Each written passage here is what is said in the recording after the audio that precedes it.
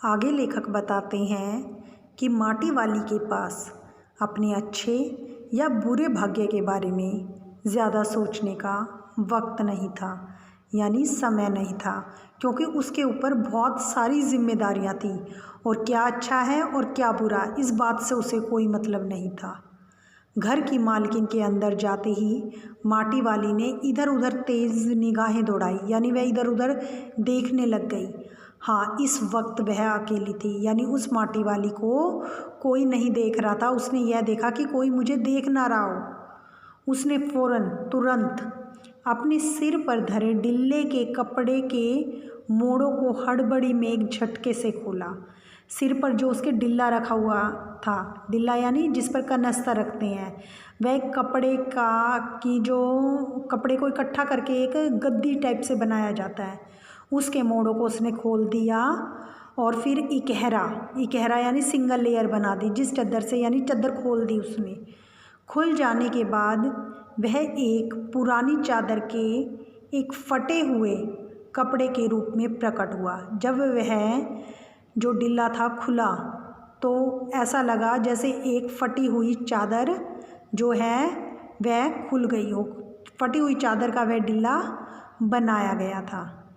लेखक आगे बताते हैं कि मालकिन के बाहर आंगन में निकलने से पहले उसने चुपके से अपने हाथ में थामी 2 रोटियों में से एक रोटी को मोड़ा और उसे कपड़े पर लपेटकर, यानी जो डिल्ले का कपड़ा था उसमें उसने उस रोटी को लपेट लिया और गांठ बांध दी। साथ ही अपना मुंह यूं ही चलाकर खाने का दिखावा करने लगी। वह अपना मुंह चलाकर यह दिखाने लगी कि मैं अभी रोटी खा रही हूँ। घर की मालकिन पीतल के एक गिलास में चाय लेकर लौटी। घर की मालकिन चली गई थी दोबारा रसोई में और अब वो क्या लेकर आई? पीतल के एक गिलास में चाय लेकर आई। उसने वह गिलास बुढ़िया के पास ज़मीन पर रख दिया। बुढ़िया कौन? माटी वाली के। उसने पहले रोटियां दी, फिर उसने पीतल के गिलास में माटी वाली को चाय दी। ले, सद्दा बासी साग कुछ है नहीं अभी, इसी चाय के साथ निकल जा। सब्जी यानी कुछ भी नहीं बचा है, अब सिर्फ इस चाय के साथ तू रोटियां निगल जा। माटी वाली ने खुले कपड़े के एक छोर यानी किनारे से, जो कपड़ा खुला हुआ था उसके किनारे से पूरी गोलाई में पकड़कर, अब गिलास को कपड़े से पकड़ेंगे तो गोलाई में ही पकड़ा जाएगा। पीतल का 1 गर्म गिलास उसने हाथ में उठा लिया, जो चाय का गिलास था। अपने होठों से गिलास के किनारे को छुआने से पहले शुरू में उसने उसके अंदर रखी गर्म चाय को ठंडा करने के लिए सू करके, जैसे ऐसे करते हैं, उस पर लंबी लंबी फूंके मारी।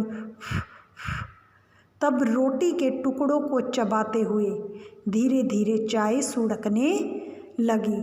मतलब उसे चाय को ठंडा किया और फिर रोटी के टुकड़ों को चबाते हुए उसने चाय पीनी सुड़कनी यानी शुरू कर दी। चाय तो बहुत अच्छा साग हो जाती है ठकुराइन जी। माटी वाली ने ठकुराइन जी से यानी घर की मालकिन से कहा कि चाय तो बहुत अच्छा साग होती है, साग सब्जी होती है। तो इस पर घर की मालकिन कहती है कि भूख तो अपने आप में एक साग होती है बुढ़िया, भूख मीठी की भोजन मीठा। यहाँ प्रश्न आता है, भूख मीठी की भोजन मीठा, इससे तात्पर्य यह होता है कि भूख मीठी होती है।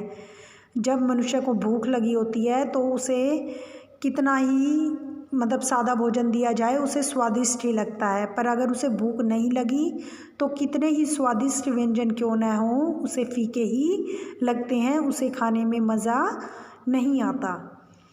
अब बुढ़िया ने यानी माटी वाली ने मालकिन से कहा, तुमने अभी तक पीतल के गिलास संभाल कर रखे हैं, पूरे बाज़ार में और किसी के घर में अब नहीं मिल सकते ये गिलास, यानी पीतल के गिलास हैं, कहीं भी अब देखने को नहीं मिलते। तो मालकिन कहती है, इनके खरीदार कई बार हमारे घर के चक्कर काट कर लौट गए, यानी इन पीतल के गिलासों को खरीदने के लिए बहुत बार लोग आए।